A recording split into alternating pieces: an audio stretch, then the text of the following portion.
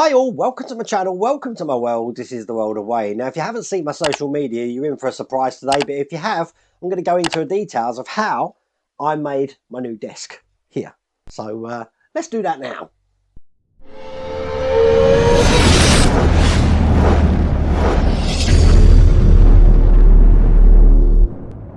Okay, so I recorded this a little bit like a video diary, and I recorded or actually started this on Monday straight after I finished that Iron Spider build. So check this out. So I'm filming this directly after that Iron Spider video that I did on Monday. It's Monday today, and as you can see, the workshop is now all over the place. It's in a complete mess, and the area where my workstation is there. I'm starting to take everything apart.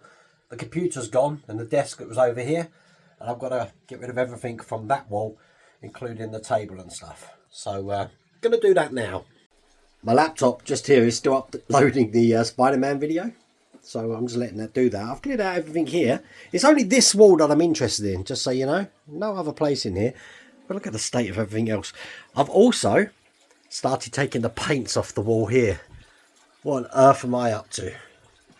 Okay, well, I've just got to fix the holes in the wall, but we are all prepared. So next time you see this wall here, if I can just go back, that's going to be black. A few moments later.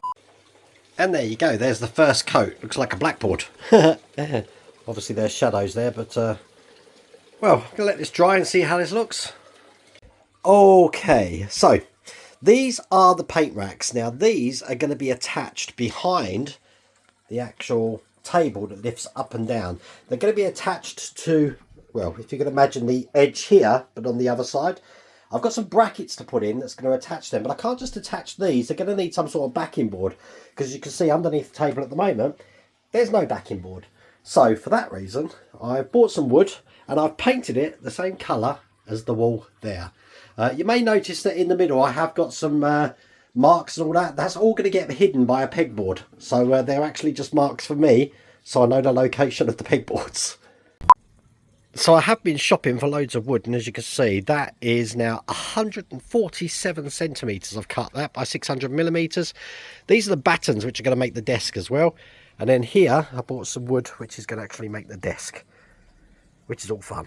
But going to let that dry. Okay, still Monday night, and I've made braces now, and I've got the battens in place ready for the desk. Now I can't do anything to actually put this together until I've now attached these paint units. Unfortunately I can't do that, because if we go outside, God, I've got a mess to clear up, I'm telling you.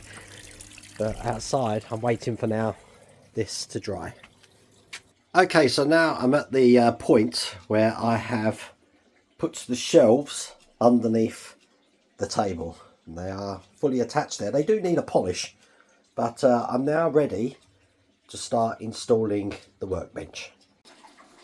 And there you go. Hopefully this will give you an idea of how that's looking. Pretty cool. Okay, I've had to touch up just some marks that I made on the wall. That's the problem with black walls, unfortunately. And the desk is in place. So what I'm going to do is, the next time you see this, everything's going to be finished, because I think there's not really much else to show you. I'm going to save the actual operation of this until everything's in place. But there you go, the new workshop desk. And there you go, that's how I built it. But let me go into a little bit more detail about all the stuff that I used and how this thing operates. And here we go, this is the finished desk. So I'm going to give you a bit of a guided tour so you can see all of this. But if I just go back, you can see I've got a pegboard in there. I've got a rail for my cameras, which I can still mount on there. I'm still using two lights up here. And I put my keyboard and mouse now to the left-hand side. And I can control my video switcher, which is over here, just with my left hand now.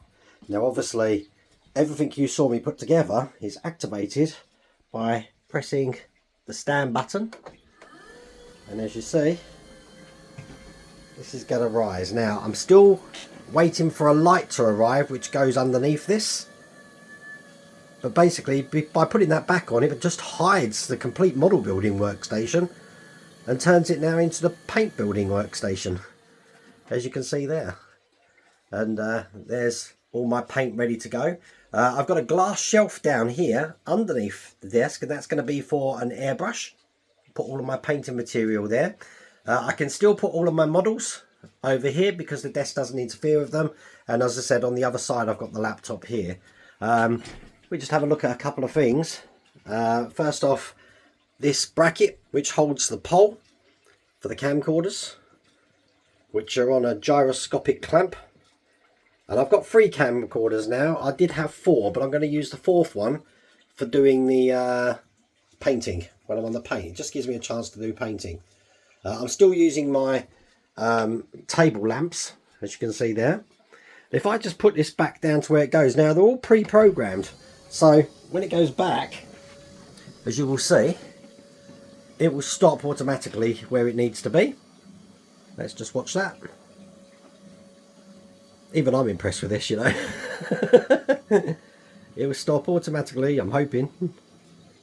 There you go. Perfect. So as I said, there'll be a light under there, which isn't a problem. And all that happens is basically all of those go right to the bottom there, and they just lift up afterwards. That's pretty much how this works. Now I won't be having a mat down anymore, although I have got this mat. I'm going to try and experiment with this. This is silicone, so I can put models on this without it scratching. The problem with this is that there were fold lines in it, which I'm hoping are going to fall out. Doesn't really come out good on the camera. As a matter of fact, white doesn't really come out good on camera, but I'll have to see later on when we actually do a build how that's going to look. But you will notice on my pegboard here, I've still got loads of things to put on here, just so you know. I do have a lightsaber. Other than that, everything else in the workshop is exactly as it was. I've still got to put now some RGB lighting at the back there. My electric station is still electric stationing. My Millennium Falcon has got a Lancaster bomber sitting on top of it at the moment. This is what I mean about running out of space. And where my paints were, they're all off the wall. I'm not quite sure what I'm going to do in this area yet. I will be getting rid of all of the paint area there and having this strictly for workbenching, things like jigsaws, drills, that sort of thing there. And I do need a new chair as well. This chair, I mean, the arms are a bit warped on it and stuff, but that's everything I've been doing at the moment. Now, during the process of doing this, I did happen to lose my little dongle for my wireless headphones, and I can't use them without it, so I'm having to use the speakers now. But it was an enjoyable little task. I can't move any bones or muscles in my body at the moment. But I hope you enjoyed this video. Anyway, this is pretty much my new head cam now. So slightly different. I said there's going to be different angles and stuff. Still haven't figured out the camcorder angles yet, but I'll do them later on. But I really hope you liked that video. If you did, please remember to give me a thumbs up. And if you haven't subscribed already, please remember to subscribe. Other than that, take care.